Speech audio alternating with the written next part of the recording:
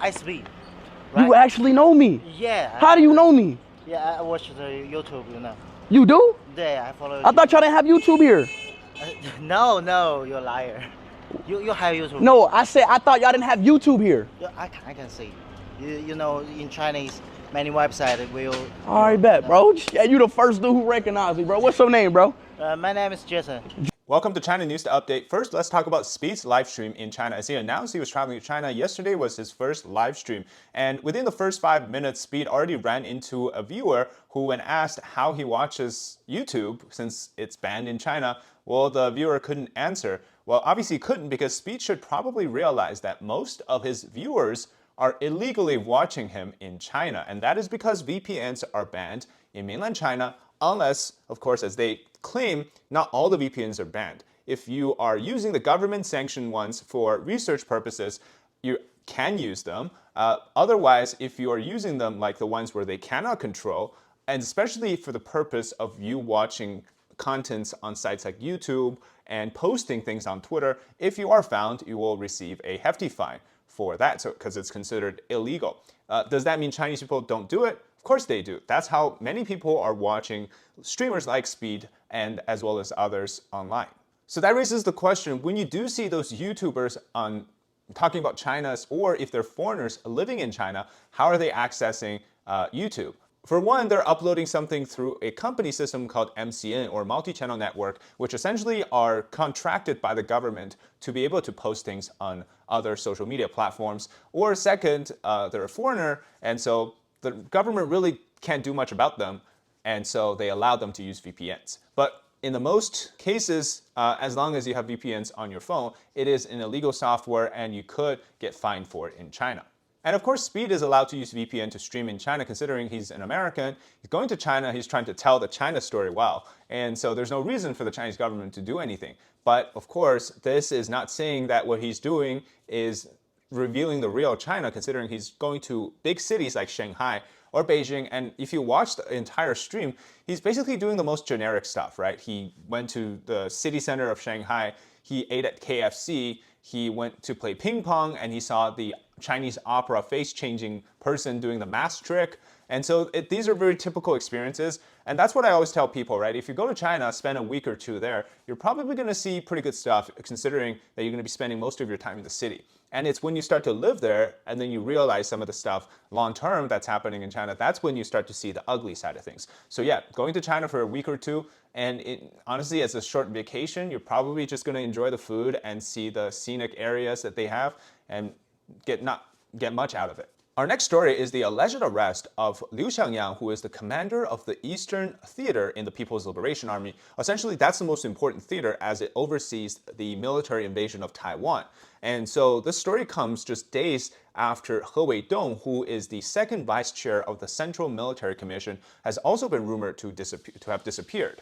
And Liu Xiangyang disappeared on March 24th, but this is after more than 2 weeks since He Weidong's last public appearance, which coincidentally, Liu Xiangyang was speaking at the anti-split law symposium, which that's when we realized that He Weidong hasn't been in public for more than 10 days at the time, and that was an all-important Taiwan-related military and political conference. So it seems like following his disappearance, He Weidong, that is, his second most important person for Taiwan, which is the commander of the Eastern Theater, has also disappeared. Now, there's really two lines of thinking about this situation right now. The first one is that Xi Jinping is still in control, and he's simply purging the Taiwan sort of side of things responsible for Taiwan because, well, he's replacing the loyalists with people who are deemed even more loyal.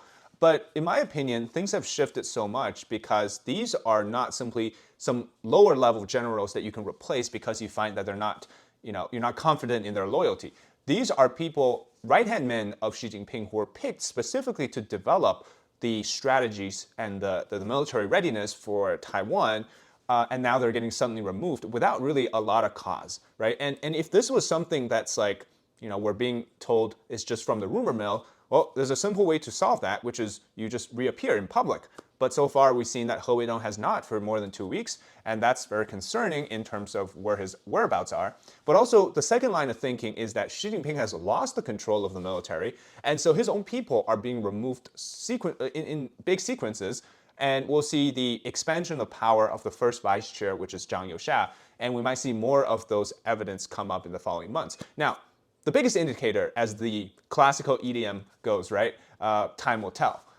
If we get a special event, which is called the fourth plenum of the 20th Party Congress, which was supposed to happen in January of this year and didn't happen, if we get that sometimes in early summer, maybe like end of May, early June, or maybe even late summer into the fall, that's more than a year after rumors of Xi Jinping's loss of military control, which was last summer.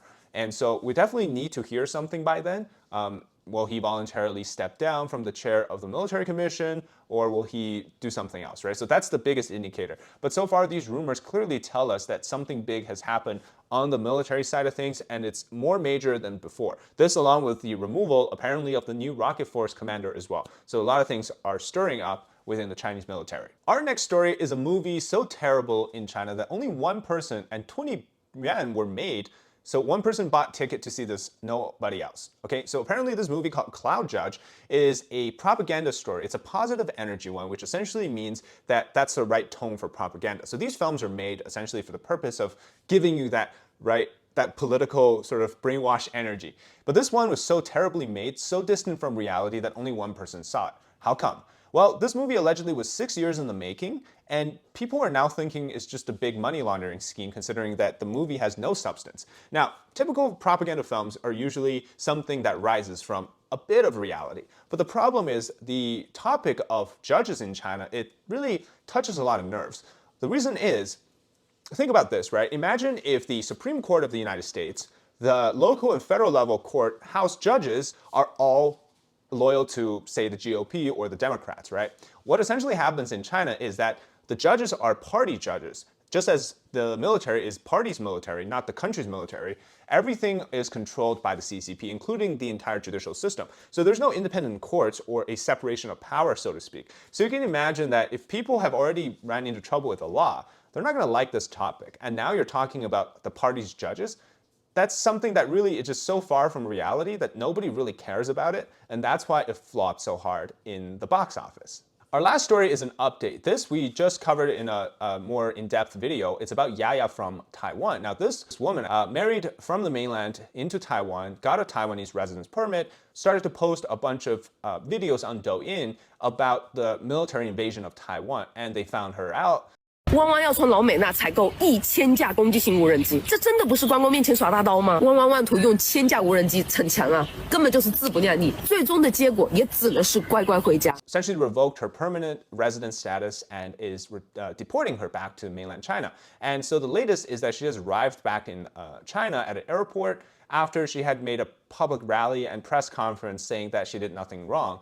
And of course, this has generated a lot of attention in Taiwan, considering the fact that the Taiwanese government has been cracking down on people who are towing the party line, repeating Beijing's reunification story, as well as just actively involving themselves with the United Front strategy of the CCP, which essentially is to co-opt the Taiwanese system, build up these sob stories, how that the two sides of the Taiwan Strait are one family, etc., all those things, right? Trying to fool the Taiwanese population into thinking that the way going forward is reunifying with China.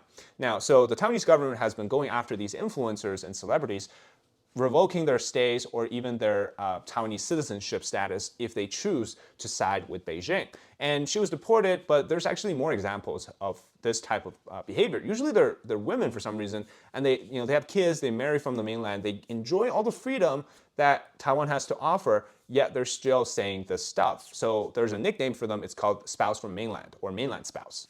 All right, thanks for watching this episode of China News Update. Let me know your thoughts in the comments, subscribe if you haven't already, and like this video. All right, until next time, bye-bye.